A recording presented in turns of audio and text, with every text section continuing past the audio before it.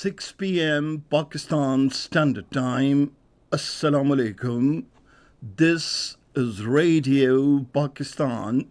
The news read by Daman Zaman. The headlines. The Prime Minister has invited the Malaysian trade and business companies to visit Pakistan to discuss enhancing trade and investment relations between the two countries. The President has expressed his resolve to provide all possible resources to harness hydroelectric and tourism potential in Azad Jammu and Kashmir and Gilgit-Baltistan. The State Bank of Pakistan has decided to keep the policy rate unchanged at 22% for the next 2 months. The All Parties Hurriyat Conference has urged the Kashmiri youth to remain steadfast in the struggle for inalienable right to self-determination. 34 more Palestinians were martyred in the unabated Israeli strikes on the besieged Gaza during the last 24 hours. The third T20 international match between Pakistan women and the West Indies women will be played in Karachi tomorrow. And now the news in detail.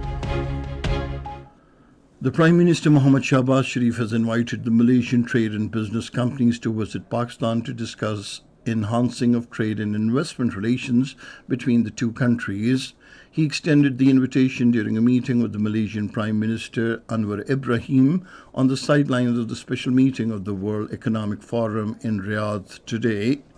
The Prime Minister appreciated the leadership of Malaysian Prime Minister and also commended his knowledge of arts and literature, particularly about the national poet of Pakistan, Dr. Allama Muhammad Iqbal.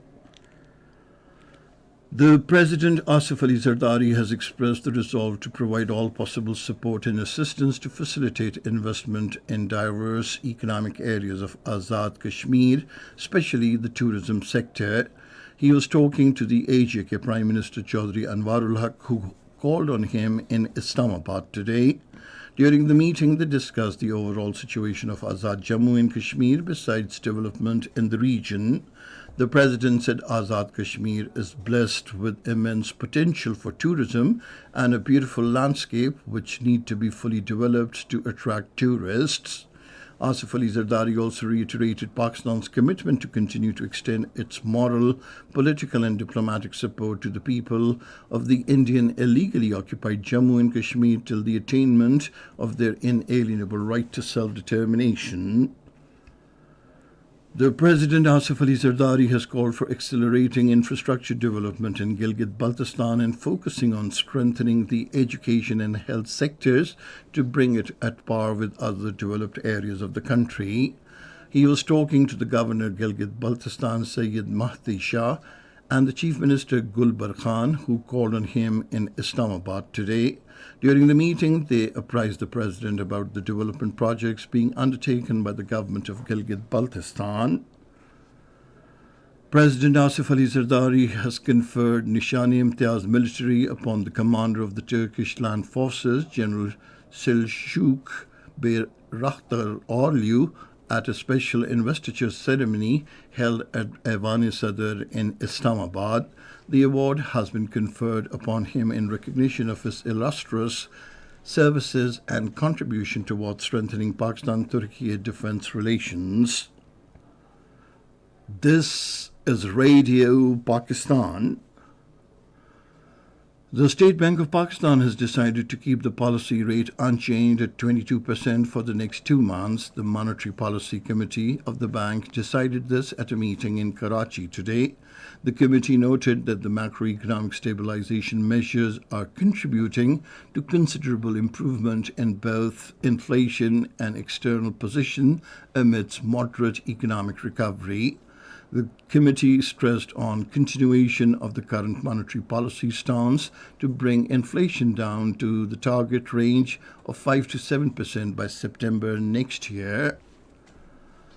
Pakistan has witnessed a surge in foreign direct investment, which was recorded at $258.04 million last month, as against $169.91 million during the same month last year. The increase is attributable to the initiatives taken under the Special Investment Facilitation Council, which revamped investment facilities, thus boosting investors' confidence. The country's remittance inflows at $330.15 million and outflows worth $72.11 million in the foreign direct investment category also witnessed a significant boom. There is also a clear increase in total foreign investment, which reached $311.2 million from last year's $172.6 million. The federal government is utilizing all available resources to provide best facilities to the Hajj pilgrims under the government Hajj scheme this year. Addressing a news conference in Islamabad today, the Secretary Ministry of Religious Affairs and Interfaith Harmony, Dr. Sayyid Ataur Rahman, said 69,000 pilgrims would perform Hajj this year under the regular Hajj scheme.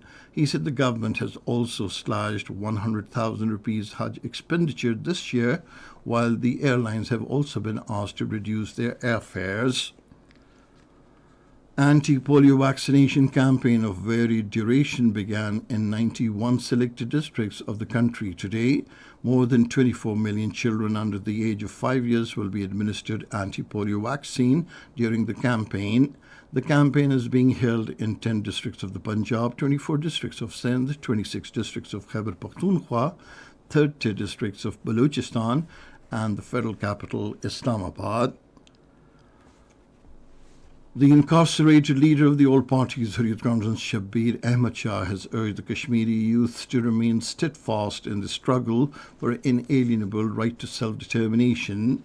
In his message from Tihar jail, he reiterated unwavering commitment to the struggle for the freedom of the people of Indian illegally occupied Jammu and Kashmir. Shabbir Ahmad Shah emphasized that New Delhi's attempts to quell the resolve through bans on Hurriyat organizations, sealing homes and offices, and the harassment and arrest of Kashmiri youth would not deter the determination. 4 terrorists were killed in an intelligence-based operation by the security forces in Tank district of Khyber Pakhtunkhwa last night. According to ISPR, the troops effectively engaged the terrorist location and also recovered weapons and ammunition from them. The killed terrorists remain actively involved in numerous terrorist activities in the area.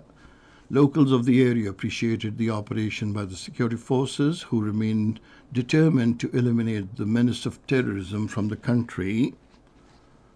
34 more Palestinians, mostly children and women, were martyred in the unabated Israeli strikes on besieged Gaza enclave during the last 24 hours. The health ministry in Gaza said the martyrdom toll of Palestinians has risen to over 34,400 in the Israeli aggression since October 7 last year. 77,643 people have been wounded in the Gaza Strip during the last 6 months. And now news about sports. We begin with cricket.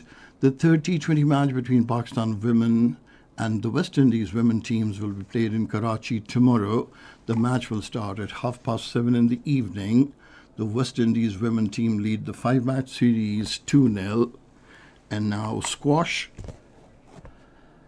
Pakistan's Ashraf Irfan has won the Rochester Prom Squash Tournament by defeating Mexico's Gomez Dominguez 3-1 at Houston in the United States. He also won the prize of $9,000. Ashraf Irfan won the final by 10-12, 4-11, 11-9, and 9-11. And finally, the weather report. More rain and thunderstorm with isolated hailstorm is expected in Khyber Pakhtunkhwa, Upper Punjab, Islamabad, Gilgit-Baltistan and Kashmir during the next 12 hours. Dry weather with gusty winds is likely to prevail elsewhere in the country. And that is the end of this news bulletin. For more news and analyses, log on to our website, radio.gov.pk, and you can also watch the live video streaming of our bulletins on the link, facebook.com/Radio Pakistan News Official.